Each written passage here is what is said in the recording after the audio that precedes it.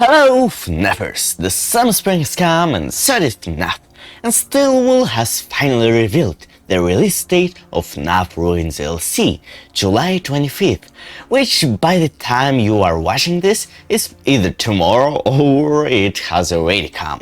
But before it does come, I want to briefly go over their new blog post and some new teasers from Dago and Stillwell. Few weeks ago, Dago revealed 8 brand new FNAF Ruin teasers on his charity stream. They are just simple screenshots of areas from the DLC, like last time, and we did already see most of these areas in the trailer, so if you want to see me analyze these areas themselves, check out my trailer analysis. But here we'll briefly go over the teasers themselves and talk about all of the interesting stuff. First we have the entrance, which we did already see in the trailer, but now zoomed out and at a different angle. The only new thing that I can point out here is the graffiti saying Fazbear on one of the walls and some other like of Chica's face. Moving on, we have the Glam Gift, which looks pretty shallow now, and I would assume the company took all of the merchandise out of the Pizzaplex because they are abandoning this place, along with the staff bots, who seem to still be here, but it looks like they were left deactivated here to rot. We did not see this area in the trailer last time, but we did see its staircase. Next we have the food court, which we also saw in the trailer, and I do admit, at first it did look like blood on the floor, but after looking at it for some time, I think there is no blood or ketchup here. As we see in the older screenshots of this room, the floor tiles are white and red, and what I think is going on here is that the reddish part is just the color of the tile, which is half dirty, and so the part that is less dirty looks more red, while the splashes on the objects are just dirt and not blood. Also, if it was blood, we would see it clearly on the white tiles. But nope, the white tiles don't have any red liquids on them. So let's move on to the next screenshot of the daycare.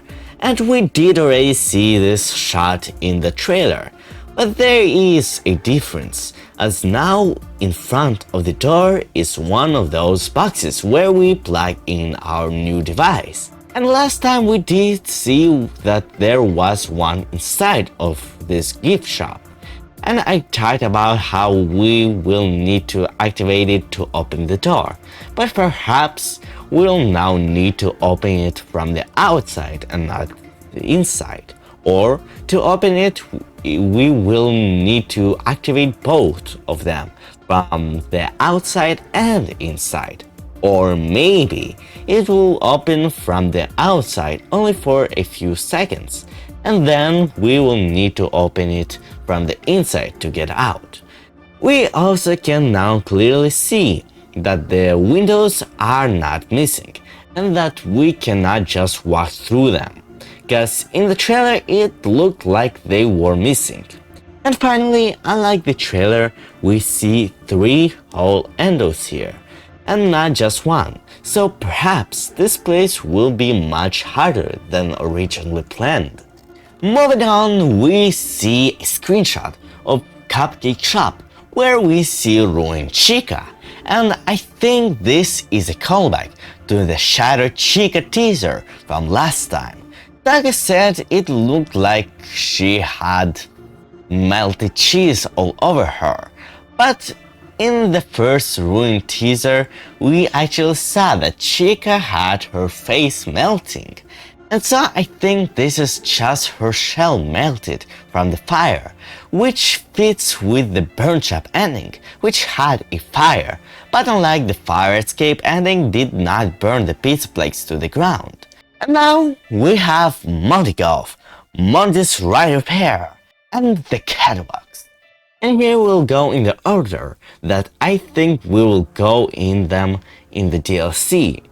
First, I think we'll come to Monty Golf, where here we see Monty under a catwalk tile. Some people theorize that maybe we'll meet Monty here and he will be stuck under this tile and then try to attack us, which is possible. We can also now see that he is missing an eye, which looks pretty cool. Behind him is the mini golf arcade machine, which seems to still be working, which is strange, but maybe there are some Cassidy shenanigans going on it. Who knows? They could have added more levels to it, but we won't know until we'll play it. Also, there is Monty merch on the machine, which was not there originally, but it probably means nothing. Then, after Monty Golf, I think we'll go to the Monty's Ride Repair, where we probably will need to do a puzzle to activate the ride, so that we could climb on it and then jump off onto the catwalks, where we'll see Monty again. And I am just going to say this. I don't think Ruin will have boss battles against Glamrox just because of how ruined they are now. And that is all for Darkest Teaser, so let's move on to Steel Wool's post. But before that, I want to ask you to please subscribe to my channel to not miss any of my videos and press the like button with a bell. In their new post, they have revealed that the DLC comes out July 25th, which, as I said, is probably tomorrow by the time this video comes out. But along with it, we have this image, which I will assume is the thumbnail for the DLC, where we can see all three Glamrox and Sun and Moon, which look menacing, and it looks like they are lit by the moonlight at this entrance. And so I would assume that we'll start in the evening, and then as the hours will go by, it will turn night. And now, for the last, we have the blog post posted on Steel Wool's website. Five Nights at Freddy's Ruin Free Security Breach DLC coming July 25th. Hey folks, the time has come. Ruin will be available on the PS4, PS5, and PC on Tuesday, July 25th at 12 AM Pacific Time. Ruin is a new story that follows a little girl named Cassie as she searches the crumbling Pizzaplex for her friend Gregory. Since you've all been so patient and we've got a couple weeks left, I want to give you all a sneak peek of what you can expect from this free DLC. First, its tone is stark contrast to that of Security Breach. Our goal was to lean into a more familiar feel Freddy's fans have come to expect. And in that effort we created DLC that's far more dark, dreadful, and ominous than the base game. Additionally, given the dilapidated state of the Pizzaplex, it's claustrophobic and littered with the ambience that naturally and unnaturally comes from an abandoned building. There aren't a bunch of massive, well-lit areas where you can see and avoid a threat in the distance. In addition to the tonal shift, we've also moved away from the hide-and-seek gameplay of the base game. Ruin's moment-to-moment is built around patience and timing, and after thinking long on what we want to share before lunch, I'm actually going to leave it at that. Our trailer only showed off a small fraction of the fun, and words won't do the rest justice. As I said previously, the DLC is going to launch on PS4, PS5, and PC. The Xbox and Switch version of the DLC will be released at a later date.